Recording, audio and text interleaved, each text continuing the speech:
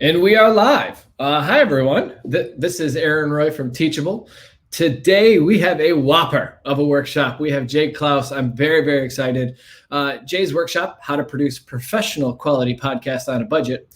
We're going to get started in just a few moments. These first 3 minutes, we just want to make sure folks can hear us, and we want to let folks show up because this is our first workshop of the year, actually. If you are joining us today, we would love to hear in the chat, A, can you hear us? B, where are you joining in from? And C would be, what do you want to learn? Like, why are you here in today's workshop? What would you love for Jay to cover? And while we let folks gather, Jay, can you just give me a mic test before I kick it to you? Test. Great to be here, Aaron. The first workshop of the year? Yeah, no, I think so, unless I somehow missed something. This is my first workshop I'm hosting of the year. So. Wow.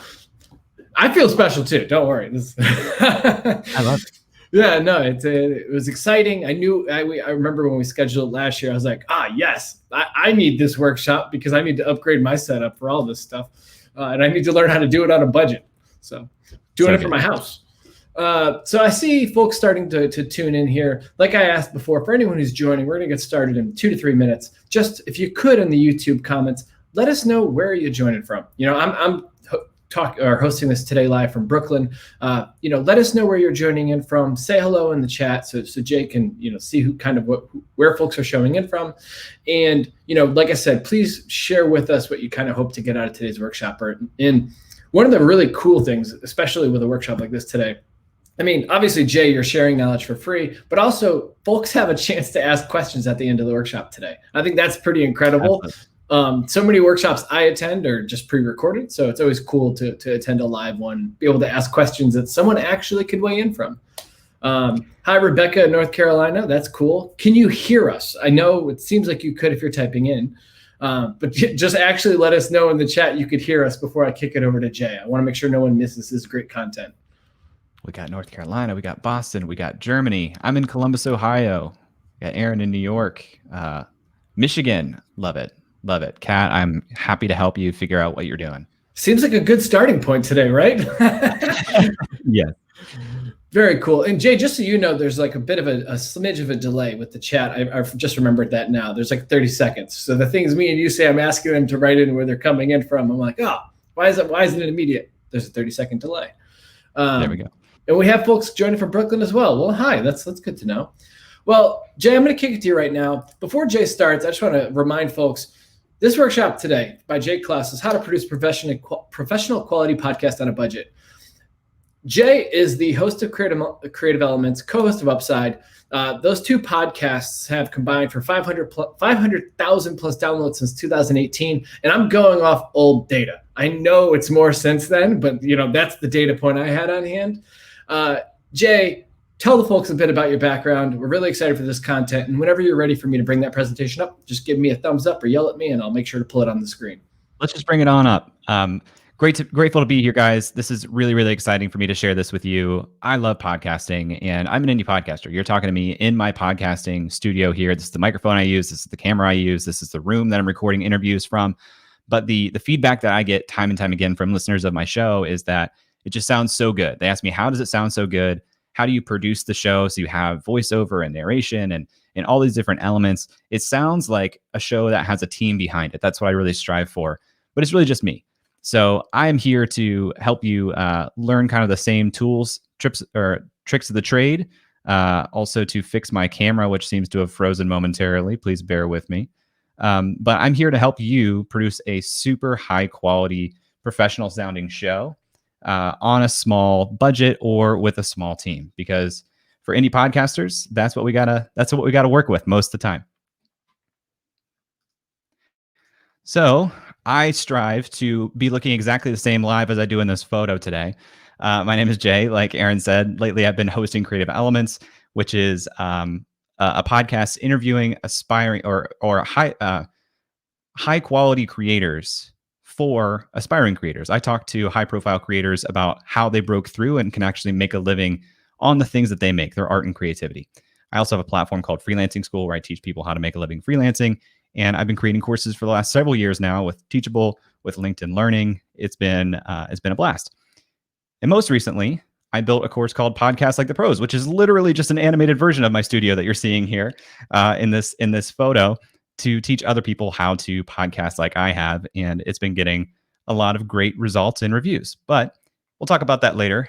Right now, I want to talk about why I love podcasting so much.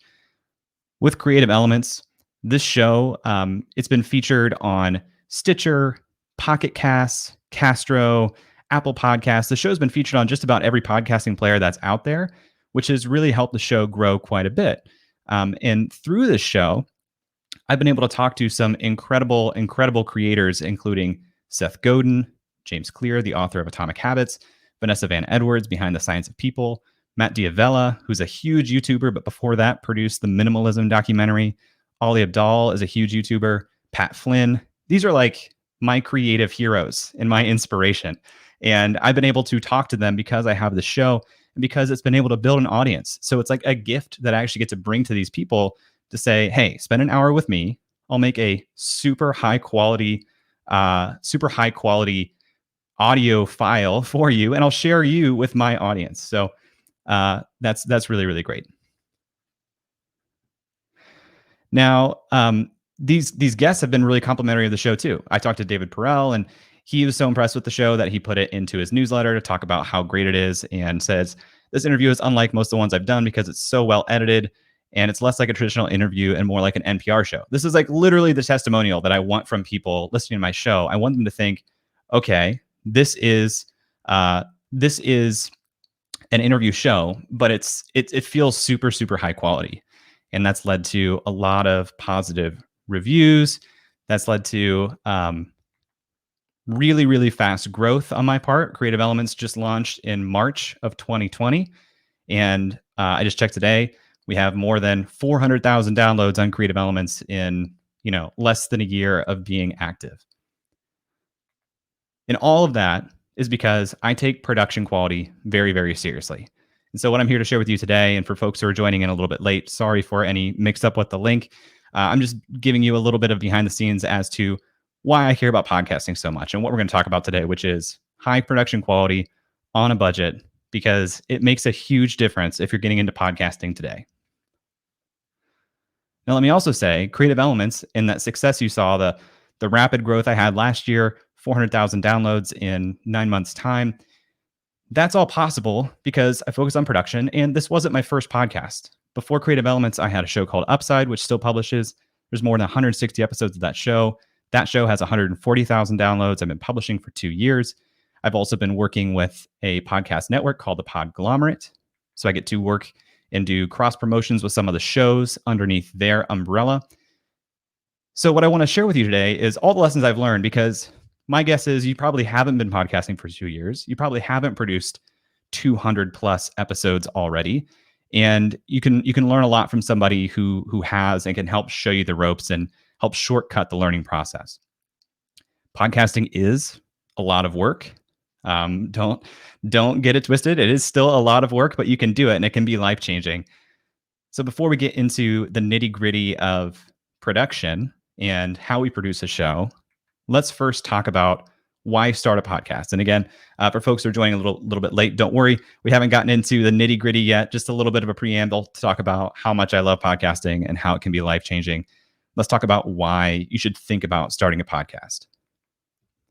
First and foremost, it is the best networking hack I've ever found. I showed you some of the guests that I've had on the show, people who are thankful for the end result of the show. And these people are my heroes. Like literally, I have their books on the bookshelf behind me, and they're willing to come on the show and talk to me because I have an audience that I'm bringing to them. This is a photo of me interviewing Seth Godin back in November of last year, of 2018, actually. He was episode 1 of Creative Elements. Literally the first episode of my show was Seth Godin. And that's just a testament to what you can do on the networking side with a podcast. Podcasting forces you to be a better speaker. I tweeted this a while back, but I think that this is like the new best way for you to get comfortable with public speaking. It's like Toastmasters, except you can edit your podcast. You can talk to anybody. Seth Godin's not going to show up to your Toastmaster event, but you can talk to Seth Godin because you have a podcast. You can edit that. So before it goes live and before people hear it, you can put your best foot forward. You can listen to the recordings so you can learn your own, tics or things that you want to not do as much in spoken language. And you can get way, way, way more repetitions, a lot more practice with a podcast. Podcasting also helps you create a habit of publishing. If you've been thinking that you want to be consistent and you want to share your voice with the world, you want to share your message with the world, you're gonna have to publish. You're gonna have to consistently publish stuff out into the world. And podcasting is one great mechanism to help you do that. In any form of creative work that you do, it's kind of like creating a lottery ticket. You have no idea if one episode of your podcast either goes viral, gets in front of a lot of people, gets shared a lot, and changes your life, or even if you have one episode and only 20 people are listening to it that week, if one of those 20 people like has the power to change your life because they're in your industry, or they want to bring you clients, or give you a job, or elevate your voice, it can be absolutely incredible to just have a portfolio of all these little lottery tickets that is your creative work. And then there's the chance that, well, what if this podcast goes really, really well? Guys like Joe Rogan, who have just fundamentally changed the face of media because their podcast went so well. The guy from Fear Factor is like the biggest podcaster on the planet. And some old data here. This is almost 3 years old. But 3 years ago, Joe Rogan's audience was more than 10 times the size of Howard Stern, like the biggest name in radio. That is a crazy, crazy graphic. Like I had no idea. Yeah, that is insane. Again, this is like 3 years ago. Wow. And if you're using conservative numbers on how much he's selling advertising rates for, before the Spotify deal, that was like $250 million of licensing, he was earning somewhere between $64 and $240 million in advertising per year for the Joe Rogan podcast. I'm getting a lot of questions of, are you going to send the link to review what we have missed? Yes. I will have a link at the end of the presentation also where you can download this presentation. Yeah. And to call it out for anyone, we're sorry for the confusion. We're sorry about if the wrong link went out on our side. We will send out a full replay from the beginning, the entire link to everyone who registered for this workshop. So if you're joining late, feel free to watch the first 2 minutes or 3 minutes on double speed. Jay's just getting into the meat and potatoes. So we're glad you're here now. And we're so sorry for that before. Yeah. Sorry, guys. We're going to make this cozy and we're going to make it great. Don't worry. So using those metrics, Joe Rogan was earning like 4 times as much as Howard Stern was because Howard Stern's model was very, very different. So bottom line here, if this goes really well, you can earn a lot of money podcasting. You're not going to be Joe Rogan, probably, almost certainly. Maybe you will. But even if you're not, you can still earn a super meaningful income podcasting. It's becoming more and more familiar to listeners all across the world, but especially in the United States. Hundreds of millions of people are listening to podcasts now. And those who do listen to podcasts, listen to an average of 7 podcasts per week. That's the goal here. You want to be one of the 7 podcasts that somebody listens to every single week. And here I got that little bit of camera delay again. Let me go back. Thank you guys for bearing with me on that. It's first of the year. Everyone's working through our kinks, so we do appreciate it. The technical links, we're working through it. Thank you, everyone, for joining. We appreciate your patience. It's about the information here. Bottom line, there's so much potential in podcasting. It's not a get rich quick scheme. There are more than a million active podcasts. So if you're going to stand out, if you want to make a good amount of income podcasting, if you want to build an audience podcasting, you're going to have to find a way to stand out. So now let's get into those meat and potatoes that Aaron was talking about. Let's talk a little bit more about production. If you're going to start a show, or if you're in the beginnings of starting a show, there's some questions that I want you to ask yourself. Number 1, what's the point? What is your goal as a podcaster in doing this podcast? And be realistic with yourself. Why are you starting this podcast? Are you trying to build an audience? Are you trying to attract clients? Are you trying to earn a meaningful living? Are you trying to get better at speaking? You need to know for you, what is the reason that you're making the show? Who is the show for? Who is going to be the typical listener? What does this show do for that listener? Why would that listener tune into your show?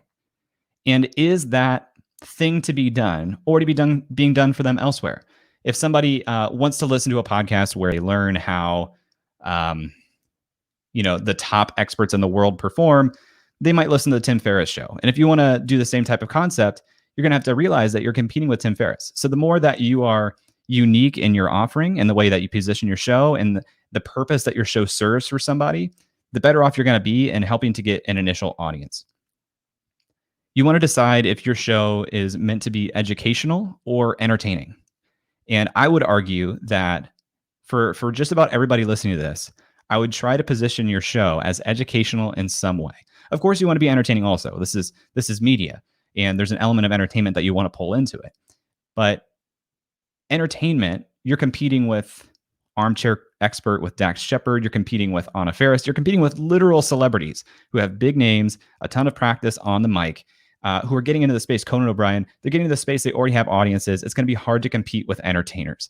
So try to think about, how can I educate my audience in some way while also striving to entertain them? Then we want to talk about, what is the actual format of the show? Will you have a co-host? Some shows have co-hosts, some do not. It's really valuable to have a co-host, because then you can split some of the effort, and you don't have to necessarily prep as much if you have a great rapport with your co-host. You can play off of each other and create some great content that way. If you're doing it solo, you might want to do more work in preparation. But if you have a co-host, it's also going to make scheduling twice as difficult, if not more difficult, because you're coordinating with more schedules. So think critically about, if you want to have a co-host, will you interview guests? You don't have to have an interview show. You don't have to have like a straight up guest on every show. You can intermix a little bit and say some are going to be interview shows, some are going to be solo shows. But I think more and more, there is room in the marketplace for shows that don't specifically interview guests, but have a unique format that brings some kind of value to the target audience. Will you have any specific recurring segments of your show? In my first podcast, Upside, one thing that we did very specifically with the format of our show is we had 3 sections of the show. We had an intro where we shared research that we had done prior to the interview, like some in-depth research. Then we did the interview with the guest, and then we had just a co-hosted discussion at the end, debriefing what we heard in that interview. And we're talking to startup founders. At the end of the show, we're actually talking about, would we invest in that company and why? That's a unique segment. So think about, what can you do as far as unique content, unique recurring segments that you can put at the end of your show. And then, what is your target episode length? How long should episodes be? You don't have to edit down so much so that you're hitting exactly 20 minutes for every episode, but you should have a rough estimate. For creative elements, I really strive to stay under 60 minutes. I like to be somewhere between 45 to 55 minutes. And back when people were driving more, before quarantine and lockdown and everything else, the average commute time in the United States was 26.6 minutes.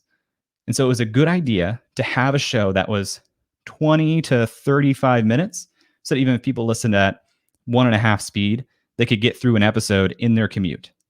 So think about that. The longer your show, the more intense the decision is going to be for somebody listening if they want to click play in the first place. It's a time commitment. If they look at your new episode and it's an hour and 37 minutes long, are they going to click play? Are they going to say, I'm going to dedicate the next hour and a half of my life to this? It's good to think about shorter shows. Then you want to think about, how often will you publish? Because you may think that, okay, if I have a podcast, I need to publish every week. That's what people do. They publish 1 episode per week, and you don't have to be married to that. It's important to be consistent, so you can set an expectation with your audience and start to build trust to either say, I'm going to publish every week, or I'm going to publish every 2 weeks, or I'm going to publish once a month.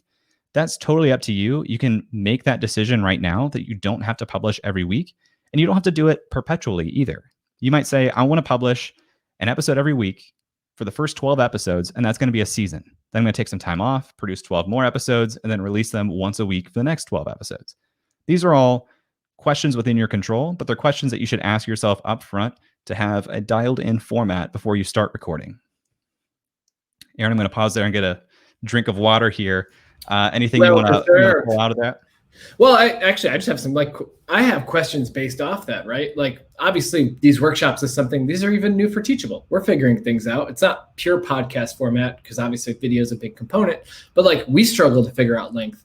Like for you decided on the 45 to 60 minute window. Like, how did you get to that? Did you look at kind of early results of like initial ones and like how people dropped off? Just like, yeah. Can you kind of talk through how you settled on that timeline? I thought through a few lenses. The first one being just from pure experience. Upside, we started with 90-minute episodes, and the number one piece of feedback we got was it's too long. And we finally listened to that, and we went to 60 minutes, and listenership picked up. The second important part of this is I don't like to ask guests, especially the type of people that I'm interviewing, Seth Godin, James Clear, etc. I don't like to ask them for more than 60 minutes of their time. So if I'm going to get 60 minutes max, and realistically, I'm going to get 45 to 50 or 50 minutes of recorded audio, then I'm thinking, well, this makes sense then to bookend that with 5 minutes on each side, and that's under an hour. That's a good target. But I also think just for human behavior, when we look at the length of an episode, if we see that it's less than an hour, we're more likely to click because it feels it's like when somebody advertises something for $99 versus $100. Yeah. We're more likely to listen to a 59-minute episode than a 60-minute episode, just because it throws a whole other digit into another column. Totally. And for us, like we've settled on this hour-long format for the most part, just because, we see folks drop off. But I just wondered, how did you guys approach it? Because even we're still thinking, should we try a 30-minute? Should we try a 25-minute? Should we try a shorter format? Yeah. That perhaps, our viewership would pick up. And I actually love cutting out content. Like as I'm editing a show, if I cut out 5 minutes, I'm ecstatic because I think the more that you cut, the tighter the episode's going to be. And you want your listener listening to this thinking, I don't want to stop paying attention because I'm going to miss something. Every minute in your show should serve a purpose, and you should be relentless with what you're cutting out. Well, if you don't mind, Jay, one more question before we move into booking guests, because it's very relative. I just brought it on the screen. This is from Sarah Dawn. Data on the speed people listen to podcasts. Like, have you seen anything on your side? 1.25, 1.5, or is it most people at regular speed? I haven't seen it. I think that most people listen at regular speed, and there's probably a significant portion that listens at 1.5. I don't think many people listen at 2x. So I think it's safe to assume that a lot of people listen, right? Yeah, taking all that info at 2x is difficult. It's like an audio fire hose into your ear. It's tough. Thanks for that question, Sarah. All right, well, let's talk about booking guests. I saw another question about hardware and software, and I will get fully into my process of exactly what it looks like from start to finish of how to publish an episode. So let me barrel through a little bit about guests here. The quality of your guests, if you're going to have guests, and again, you don't have to have guests. If you're going to have guests and you're going to have an interview show, the quality of your guests largely determines the quality of your show. Because think about it, they're going to be speaking for the majority of the episode. So the quality of the episode is really how well their content sounds and how on topic it is. You're going to be driving that with the questions that you ask, but largely the quality of your guest determines the quality of your show. And so you need to ask yourself, are the guests that you're reaching out to, do they have a strong understanding of the topic that I want to talk about? Are they going to be able to talk in depth to a level that most people haven't experienced before so that it's impressive? And not only that, not only do they understand it, are they able to articulate that perspective well?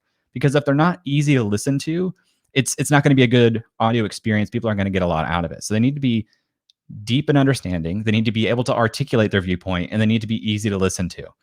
And if they have, if they don't do a lot of public speaking and they have a lot of ums, a lot of ahs, you can edit that out and make their listenability better. And I think you should. And also, when it comes to guests, do they have name recognition within your audience? It can be a really good marketing channel for you if they're able to bring their own audience to your show. And that's going to come down to, do you make a good asset that they want to share with their audience also? But you can ask up front, does this person have name recognition so that when someone sees their name on my episode in their podcast player, they'll click play? And if I do a really good job, if they share it with their own audience, will that be meaningful for me? So the moral of the story here, when you're booking guests, reach high early, because your existing guest list largely determines your future guest list. If I reach out to somebody and say, please come on Creative Elements, they're going to look and see my first 2 episodes are Seth Godin and James Clear. They're going to think, wow, that's a great company to be in. I guess people like me do go on this show. It's a heuristic thing, but it's important. Try to find an introduction whenever possible, so that if you don't know a person, you might be able to get introduced by someone else who knows you both well, and you can basically use their trust and relationship with that person to convince them to come on your show. And then let guests know when you reach out to them why you're reaching out. It should be very short and direct. Tell them how much time you need if you're going to interview them. Tell them what they need to prepare. And then, I can't emphasize this enough, give them a really generous window for how far out in advance you're willing to schedule. I get a lot of people who email me who want to talk, and they'll say, do you have time in the next week to get on the phone? No, nobody has time the next week. And even if I did, like, I'm already excited that that space is open this week. So you need to give people a larger window. Like, hey, do you have time in the next month? Do you have 60 minutes in the next month to talk to me on the show? That's like so much easier. Of course, I have time the next month to talk for 60 minutes. Let me look at my schedule. This is the literal email that I sent Seth. Actually, 2 emails that I sent Seth to get him on my show, which I share because this first email is actually me just responding to one of his general emails and basically saying, hey, I took the podcasting fellowship. I took your course on podcasting. I got a lot out of it. And I built a whole podcast out of it, which was just featured in Fortune magazine. So thank you, Seth. No ask in this, just me building the relationship saying, thank you for what you made. And then a year later, I followed up on that same thread to say, hey, I'm starting a new show. I learned a lot in the podcasting fellowship. I'm applying it towards a new show. And I think you would be a great guest. Here's a short bit about the show. Do you have 30 minutes? I said, I'm happy to accommodate whatever 30-minute block you have available in the coming months, recording remotely. So I made the ask super, super easy. And you can see that Seth responded literally within 2 minutes and said, sure, let's find some times. And we did schedule out 2 months, I think, in advance. But that was okay because I didn't need to turn it around. I knew it was going to be one of my first episodes. I was on his time. Similarly, here's another pitch I sent to another guest very recently, where in the beginning I just say, here's what I've learned about your story, and here's why I'm connecting to you. I'd love to interview you on my show, Creative Elements. Then I have basically a 2-line pitch saying, here's what the show is. It's a high production show, so it's showing I take this seriously. It's been featured in these different players.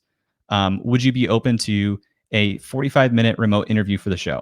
I have 26 episodes out now, and it's these guests. So it's all about like being direct. If they look at it on their phone, they should be able to read the whole thing in less than one scroll of their thumb. It's asking, would you be open for a 45-minute remote interview? And then it's landing with some social proof. And this is basically the same email. I won't spend much time on this, but instead of being written to the guest specifically, it's actually written to somebody who knows the guest saying, would you be willing to forward this email to OnLore to ask if she'd be open for the interview?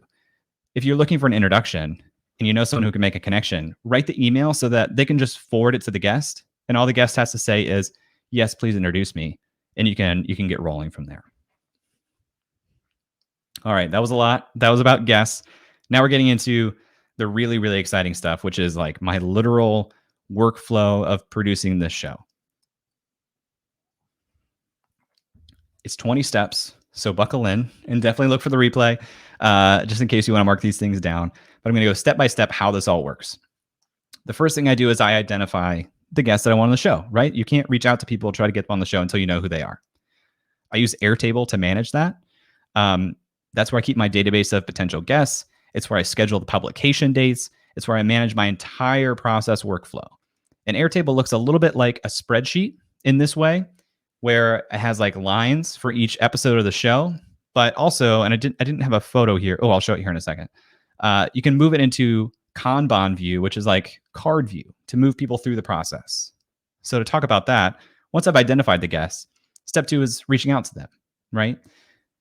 So another view in Airtable here, this is organized by status. I have like targets, then I have pitch sent, interview scheduled, interview recorded, editing, scripting, scheduled, and published. That's all the steps in the process of producing an episode.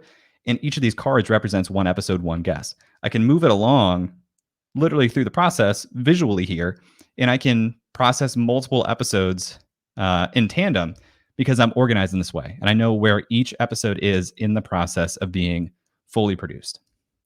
So I'll reach out to guests and I'll move them from target over to pitch sent. Then if they say, yep, I want to be on the show, I schedule with Calendly. I just send them a link where I've already predetermined what time slots I'm willing to record. And it has everything they need to know. It says Creative Elements podcast recording. Please select a time that works. It only shows times that I know will work for me. And because it's synced with my Google Calendar, it never double books. When they pick a time, it sends them a Google Calendar invite with the exact link of where to join in the location. It shows notes about how to prepare yourself, and it's on their calendar, so they're probably not going to forget it. Then I need to prepare for the interview. I use Evernote for this. I have a quick template that I fill in as research, where I'll have the name of the guest, I'll have the interview date, I'll have links to their website and social media, I'll put their name and their bio, some facts that I research, and some questions that I want to ask them in the interview. So here's what it looks like filled out. It's a little zoomed out. Sorry about that. But I like to fill in a bunch of facts, a bunch of questions that I want to ask in the interview. And I even put a goal. You see at the very bottom. There's a reason you're reaching out to the guest. What is the story that you think that guest can tell? Lay that out, write that out for yourself. So you know, this is what I want to talk to with this guest about. And that will inform what questions you ask. You know, with Puno, I want to talk about building a portfolio of creative projects to diversify her income. If that's the goal, if that's a story that I want to tell and what I want to teach the listener, then that's going to inform the questions I ask along the way, which I have to prioritize because I only have 45 to 60 minutes on air with Puno. Once I've prepared, you know, we do the interview. I use Squadcast for that. I love Squadcast. It doesn't require an account. It doesn't require a download of anything. They just jump in, they record. It records both parties' audio locally, so it's super high quality, and that transports the full uncompressed WAV file to the host. So Seth and I record. He doesn't have to download anything. He just clicks join. I click record. I get a downloaded file of his recording, which was actually recorded locally on his machine and uploaded to me as the host. I save the files then to Dropbox, and I share that Dropbox with an audio engineer that I hired on Upwork. He and I work out of that space. He mixes the interview for me. He does a full pass of the interview to make it sound really, really great, and he'll send it back to me. And then I take his recording and create a rough transcript in Otter. Now, this piece is this is advanced. This is if you really, really, really want to take this seriously and you want to do the level of editing that I do. If you want to just practice doing interviews and you want to take those interviews and release them as a podcast, you can do that. It's not going to be as remarkable. It's not going to stand out as well. It's going to be harder to build an audience, but you don't have to do the full editing that I do if you're just doing it to get practice and try to meet people. I create a rough transcript in Otter because this is what I use to then edit the show later on. Otter is a free tool that is artificial intelligence. It will transcript automatically an audio file you put up there. And it separates the voices so you can tag them with different names, and you can automatically basically generate a transcript that's pretty accurate, a little messy, but pretty accurate, of the whole conversation. Then I take the mixed file from my audio engineer and I do the editing and recording of voiceover in GarageBand. This is what it looks like when I have basically a fully produced episode. In the top track, that's the mixed interview file from my engineer. The track below that is my recorded intro and voiceover, which is scripted. And I intermix that into the show so that I can move the narrative along. And I do a lot of scripting so that it all sounds very intentionally put together. And then the track below that, I call B-roll audio, which are like third-party audio elements that I think add to the story. A lot of my guests have their own YouTube channel, for instance. And so I'll talk to them. They'll mention a specific video that like changed their life. And I'll pull in that video audio into the episode so that people listening not only hear the guest talk about the video, but they also get a little bit of a taste of the video. And I might have voiceover to go into or out of that. This is what it looks like for the script that I'm writing in real time, where I'm pulling bits from the transcript that was automatically generated, but I'm reordering some of the talking points and scripting my intro, my voiceovers, things like that. That's step 10, is scripting and recording my intro, outro. Once I have the whole episode laid out with my script, with my audio, I send that back to the engineer, who will do a full final walkthrough, stitching everything together. I saw one question from Nick that says, what do you mean when the engineer mixes the interview? This is important to call out. Thank you for the question. The engineer mixing the interview, well, by that I mean doing the literal like mastering of the track. He's not editing the order of the questions that I ask. He's cutting out ums, ahs, filler words. He's making my guest and my audio a consistent volume.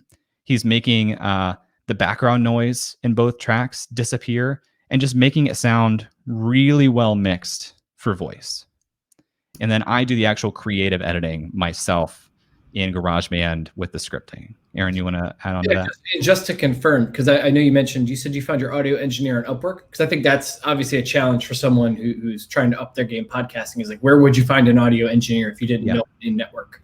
Yep, I found him on Upwork. You can also look on Fiverr, but I find that Upwork has the best, has better talent that's going to get you a better result most of the time. In podcasts like the pros, I can't do the whole process in 60 minutes. The course is like 5 hours long, but in podcasts like the pros, I have a whole lesson about how to actually write your Upwork job description and filter for the right audio engineer. But yeah, I find them on Upwork. So I send that back to him. He does a full mix, and basically at that point, I have the finished episode. I'll do a final review. I might make some edits where I cut out a couple minutes or some dead air, just making it sound exactly like I want, which is mostly just removing dead air or adding some space. Then I upload that to my host. My host is in Megaphone. You might use Buzzsprout or Libsyn or Podbean or Transistor. I like Megaphone quite a bit, and this is what it looks like. You literally just put in the episode title, subtitle, description for the episode, show notes. I upload custom artwork for every episode and the audio file. You put this in your host, and this gets sent to the actual podcast players, like Apple Podcasts, like Spotify. You don't have to individually upload your episode to each of those players. You just have to make sure that your host is sending your RSS feed to those players, and any host will help you get that set up when you set up your account. From there, you really just enter the details of an episode into your host, and it will automatically populate in those podcast players at the date and time that you schedule it for. I re-upload the final episode file to Otter, but then I have a VA who I also hire from Upwork actually edit the transcript. So it's not just close to good enough. It's like fully edited. It's a full transcript of the episode, and it's cleaned up to be common English. She cleans up some of the things that it misses so that it's like fully useful and accurate. And then I build a web page for each episode. Again, this is advanced. If you don't want to put this kind of time into it, you don't have to.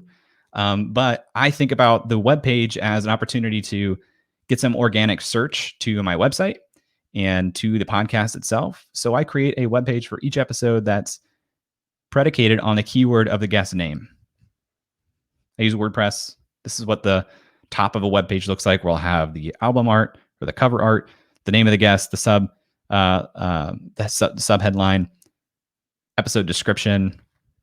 Then I'll embed my Spotify player so that if people are on the website, they can just click follow on Spotify and now they're subscribed. Show notes, links, and transcript. All of that I put on the website. Then for the guests and for marketing the show, I build audiograms, which are these like square video assets that have audio of the show. I like this tool called Wave. It helps me do it really, really quickly. And it comes out looking like this. I basically take the same cover art for each episode, and I'll use the audio. I'll use like a 60-second audio clip from the episode and make a full video asset that I can share on my Instagram. I send to the guest. They share on their social media. This is a really good touch that guests appreciate, because it's not hard work then for them to share the episode. You say, I did all the hard work in finding a clip or two of really great audio from this, and I made an asset that you can share with your audience. And then publish. You put it in the host, you set the date for it to publish. It goes live. You can see it in Spotify. You can see it in all your different players. I email the guest to say, hey, your episode went live. Here's the links to the show on Apple Podcasts, on Spotify. I just shared it on Twitter and Instagram. You can share that too. And then I market it. I market it myself. You can do an unlimited amount of marketing if you want to. You know, I tweet it out. I put it on Instagram using these same assets just to tell people the show is out there. And then I start over and do it all over again, you know, which I know all of that probably takes me about 10 hours at the point where I'm at now to fully produce an episode and get it shared and published and everything else. But again, I process multiple episodes concurrently. Some of those 10 hours is researching guests, booking guests, interviewing guests, but I'm not going to try to publish that interview this week. That might be 2 weeks down the line. I'll batch interview several guests in 1 week and start producing it, but I'm only doing the final edit on 1 episode per week. And I know it seems like a lot, but I wouldn't do it if I didn't love it. And I know I flew through a lot of stuff there. So if you want to learn more, this is where podcasts like the pros, my course here on Teachable Discover, comes in. Because like I said, the number one piece of feedback that I get from listeners of my show is, wow, this sounds so great. And I just flew through that 20-step process, but I wanted to actually go in depth and show you, handhold you through the process with screen shares that I highly edited, how I do all these things. The course covers ideation, choosing a format that works for you, audio quality, how to get the best quality out of your equipment, out of your guest, what equipment to use. I brought in my own audio engineer and my sound producer into this course. So the guy who made the custom music for me has a couple lessons in this course about how to get music produced for your show. My audio engineer talks about getting the best audio that you can get. I have 2 full lessons on interviewing, being a great interviewer. And then chapter 5, this chapter gets the best reviews out of everything, which is full production. What I just ran through is basically lesson 5.1, the overview of the production process. But I have full course lessons on how I use Airtable. I have my Airtable template, how to use Calendly, how to use Squadcast and Dropbox, Otter, hiring VAs on Upwork, how I do editing and scripting. I couldn't really touch how I do that, but I walk you through how I actually think about my edit and scripting. Then I have lessons on marketing your show, building those web pages, thinking about SEO, getting it in front of people who can become listeners, advertising and sponsorship, everything I've learned about generating actual income on my show, how to find sponsors, how to get creative with your ad space, even if sponsors don't want to work with you quite yet. And then what it looks like to work with a podcast network like I do. It's 36 lessons. It's 5 hours of content. It's 5x the length of just this workshop. Typically, it's $199, but through Teachable, up for the next 9 days or so, it's $40 off for $159. You're on Teachable Discover, which is an absolute bargain, in my opinion. It gets better reviews than anything else I've ever made, this course. So visit discover.teachable.com. It's up on the main page right now, but it's also it's actually in the YouTube description as well. For anyone who's joining us today, the link is there, and we'll also send it out after. Available now. Some feedback from students who have taken it. This is an email that I got a few days ago, I guess about a month ago, saying it's amazing. It's the best course I've ever taken. A bunch of people saying really nice things on Twitter and LinkedIn and everything, saying how great the course is. So I know this will teach you a lot. This will get you well on your way to producing a show that actually stands out. Like I said, podcasting has changed my life, but you need to produce a high quality show. And this will show you how to do it as an indie podcaster. So in conclusion, we'll get to Q&A here in a couple minutes. Podcasting is a tremendous tool for networking and publishing. If you take it seriously, it can be successful even monetarily. That does take a lot of work. And that begins with thinking about your show, how you position it, how you format the show, taking your production quality seriously from the beginning. I would consider doing bi-weekly or seasonal shows so you can ease your way into the amount of production that I'm talking about here. And I'm ready for some questions, Aaron. And here's where people can get the presentation. If you want to get the presentation, you can go to workshops.jclouse.com/podcasting. That will give you the full PDF that I just went through. Jay, thank you so much. That was me and someone from my team. We were taking some notes. We appreciate you going through those tips. Folks, I do want to give time for some questions. I know some are already in the chat, but please put your questions for Jay in the chat. Either on things that he's covered today or just topics that you wanted Jay to kind of hit upon in general. Could be a question about the course. Could be a question just about your particular podcast. While I let folks put those in there, Jay, I did want to mention some of the steps that you highlighted, especially your steps 1 through 4. I was very happy to see because we actually use the same format for how we curate and schedule our workshops. So even though we are totally, doing our things in our own little silos, we've stumbled upon the same paths. So I can't stress enough, it makes me feel like we're at least getting some of our steps right, like the pros and we put our pieces together. Totally. Because between the Airtable and the Calendly, like that's made it so much more intentional, and it's allowed us to really think about who we're going to bring into our thing, because they are time commitments, and ultimately, you want to manage that. And one of the questions that just came in kind of speaks to this too. If you don't have, like I said, this is about having a small budget and a small team.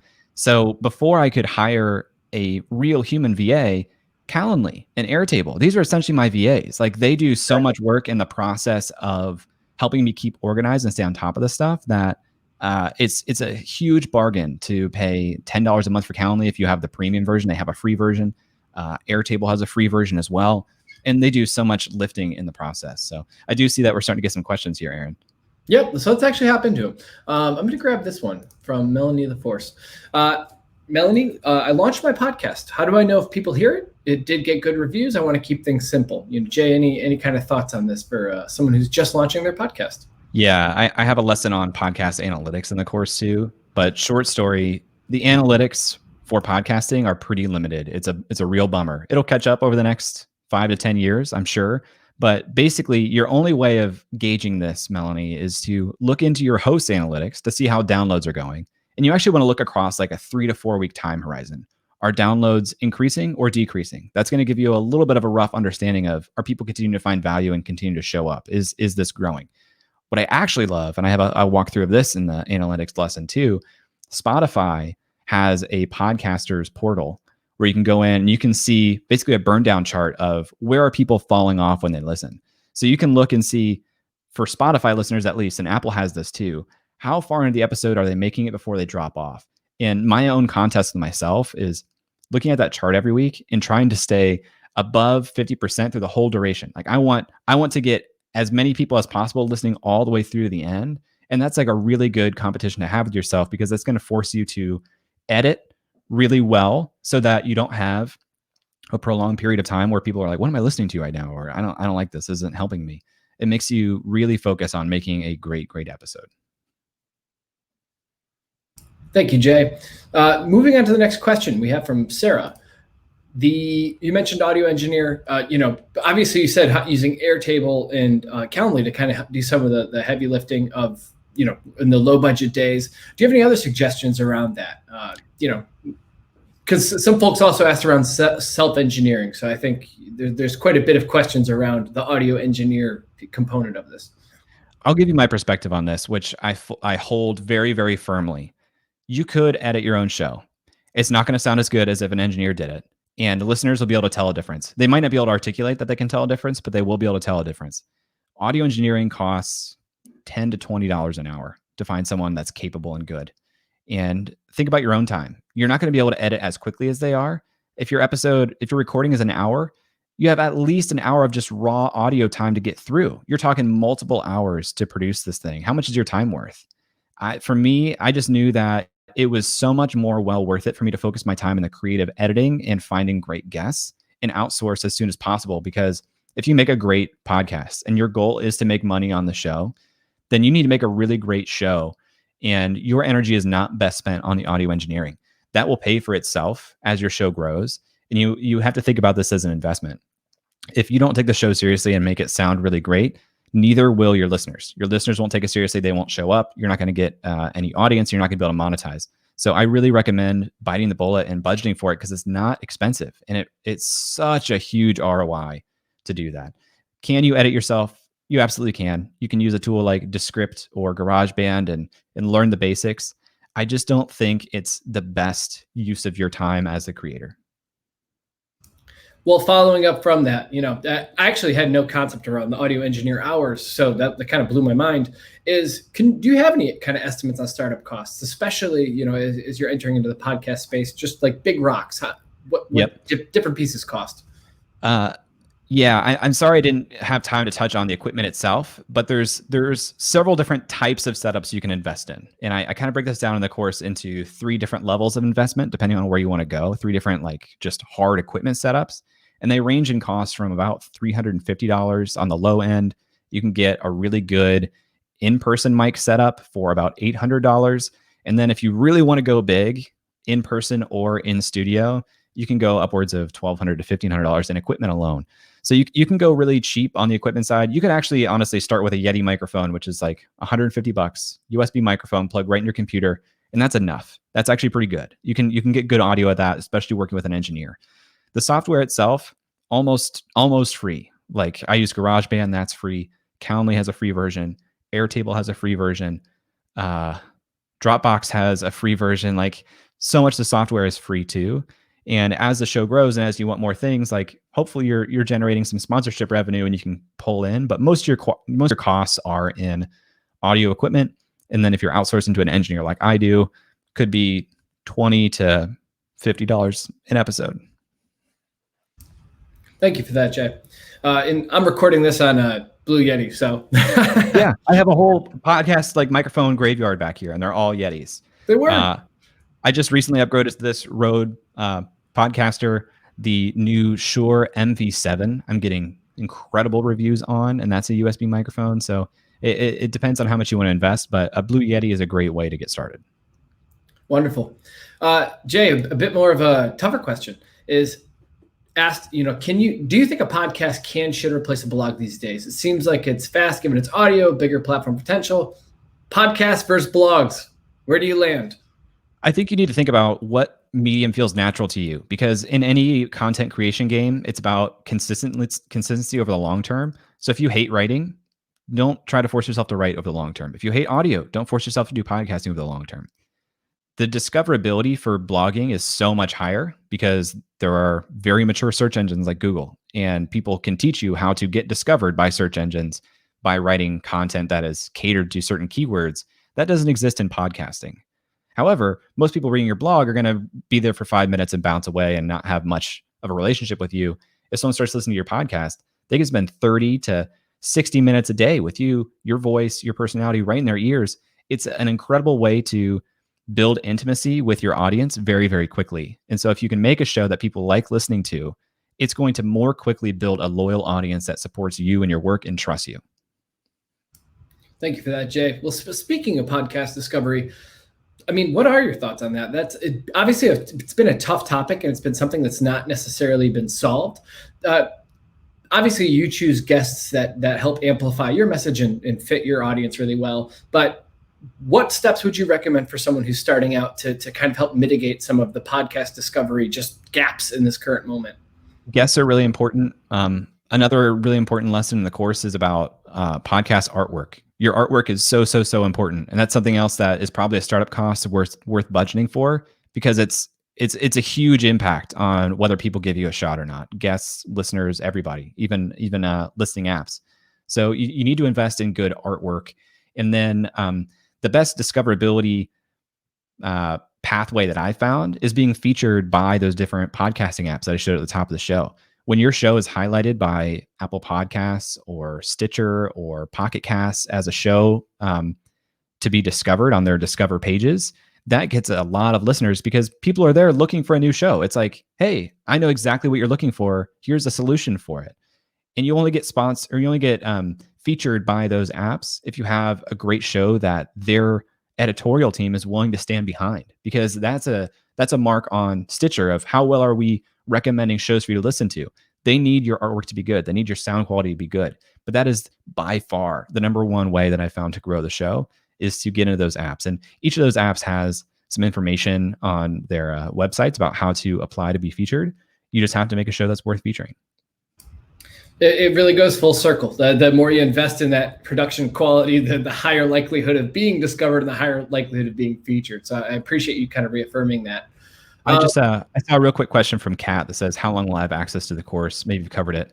It's lifetime access. I'm not removing it. As I update the course and add any content to it, you'll get that as well. But yeah, I don't revoke access after any period of time. Jay, thank you for that. And that's one of the awesome things about being part of Discover, and we do appreciate that part. Another question where I've seen a few of these is regarding guests' audio quality. How can you make sure guests use a high quality microphone, or how could you make sure guest audio quality is to the level of production you hope your show is? It's hard because, One thing that people actually do for larger shows with a budget, they will mail a microphone to guests sometimes. And you can think about this from the conception of your show. Who are your guests going to be? Is it likely that they'll have good audio equipment already? I'm talking to high profile creators and they do so many interviews. They often have their own YouTube channel or their own podcast. They have good equipment. So I'm lucky. But one thing that I send to every guest with Calendly in the follow-up is, hey, if you have a USB microphone, awesome, please use it. If not, please use corded headphones with a microphone. Apple headphones are perfect. As a third option, Bluetooth, but Bluetooth audio is not very good. Regardless of the input, this is another place where audio engineers really shine because they can do things like sometimes you'll have a guest who shows up and they're in a Starbucks, or maybe they're just like next to a furnace, or maybe their laptop is overheating and is doing that airplane like fan thing all the time. Audio engineers can fix a lot of that. And I would have no idea how to do that. I think actually one of the notes I just took while you said that is I think we're going to start sending out those pieces because like we've had folks join one of our workshops on Apple AirPods and you could hear background noise the whole time. Just that's a great tip is like including in the Calendly some sorts of suggestions around this is what we recommend. If you can't have that, here's a great second place. Yep. With that, another topic was regarding how you source your artwork. Did you also use Upwork for that, or did you have any recommendations? I worked with an independent illustrator for the artwork you're seeing here. He was somebody that I knew here locally that I'd seen his work on Instagram and I loved it. And I just said, can I commission you to do some artwork? This is honestly wildly affordable, guys. This is maybe a couple $100 for an illustrator to do something like this for you. And they'll be incredibly appreciative of the work. And it's a lot of fun. You want your show to stand out, and it's important to invest into this. And a lot of people will be open to helping you because it's fun. And the constraints are clear. It's a square image. You want it to be really simple. I think that my artwork is actually too complex. I talk about that in lesson 2. You want it to be simple. And yeah, you can find them on Upwork. You can find them on Fiverr. But again, I would point towards Upwork before Fiverr. You can find them on Dribbble or Behance. Find people who have a good style that you like and just reach out to them. I can't recommend Behance enough. I mean, I've seen it's a great spot to actually see some of the portfolio and artwork, and it's a great starting point. So just would mirror that recommendation. Jay, moving to one of the next questions here, because I know we're running a little tighter on time, is in terms of like finding the engineers on Upwork, are you actively seeking them out, or are you posting an open role and them having them come inbound to you? I post an open role, and I talk about the podcast. And really, it's an opportunity for you to make it seem like an exciting opportunity to work on your show. For me, it's a lot easier now, but I've been working with the same engineer for 2 years, so it doesn't matter as much. But when we got featured by Fortune on the original show, I could post in that job description like, hey, this is a top business podcast rated by Fortune. That's exciting for somebody who does audio engineering. They're probably slogging through some crap. And for them to work on a show that actually gets heard is enticing to them. So I make a job listing. And one thing, somebody asked about this in the course, and I made a comment about this. One thing you can do, because you're going to get a lot of inbound, if you say, hey, I need help editing my show, a lot of people on Upwork will respond to a ton of listings just because they're playing a volume game. You want to find somebody who is really good that you can trust, that pays attention to detail. So in your job listing, add some sort of detail like, hey, in your response, in your cover letter, mention the word elements. And if people don't do that, you can just rule them out right away. They weren't paying attention. They're not paying attention to detail. And that will help you prune through a ton of inbound. Great tip. With a few minutes left, Jay, audio and video. Yeah, obviously a lot of your podcasts have, what are your best thoughts on this piece? I'm audio only. I am envious of video podcasts, but here's the thing. I don't think people care to watch a podcast that's just two guys on a split screen with headphones and a microphone in front of their face. It's not a good viewing experience. It's just not additive to the value. So I'm audio only because I know I can make that really, really great. If you're going to do video, that's best for people who have the skill or the space to have like a natively video podcast where it looks like just two people having a conversation and it looks really good. Lewis Howes does this. Matt Diavella did it. And that's a dream, because then you can strip that audio out and make a podcast. You can do things on Instagram. If you can do like a video show that is natively video first, you can make some remarkable work. But to just like record on Zoom and download the video and put that on YouTube as your video podcast, it's not compelling. It doesn't make your show look remarkable. And if you do a really good job with audio engineering like I do, people would know that my back end process of getting that audio is just like every other guy out there on Zoom recording. I use Squadcast, but it's not sexy on the back end. But when you listen to it audio first, it sounds really, really good. Incredible. Well, we are at time. Jay, I can't thank you enough. I mean, this has been an incredibly informative show for myself, and I know for the audience as well. Everyone in the chat, if you could just let Jay know thank you. You give him a thumbs up, give him a clap, whatever you can do, because Jay, we appreciate your time. Is there any last words, Jay, you wanted to share with the audience, about your course, about your, this particular workshop? I hate discounting things. And this is like the one discount that I'm going to run on this course. So if this was enticing to you, get in now, because I don't run promotions on these things. I'm not going to discount it again. This is Teachable Discover only, and it's only for the next couple of days. So please check it out. I'd be happy to help you. I'm very active in the comments on that course. So I want to help you make a great show. And once you do, I want to highlight your show as part of my marketing to show, hey, look what was made here. I want to stand behind you and help you get noticed too. Incredible. Jay, thank you so much, folks. We are signing off. Jay Clouse, thank you so much for joining us today. And with Thanks, that, Aaron. Thanks, everybody. Thanks, folks.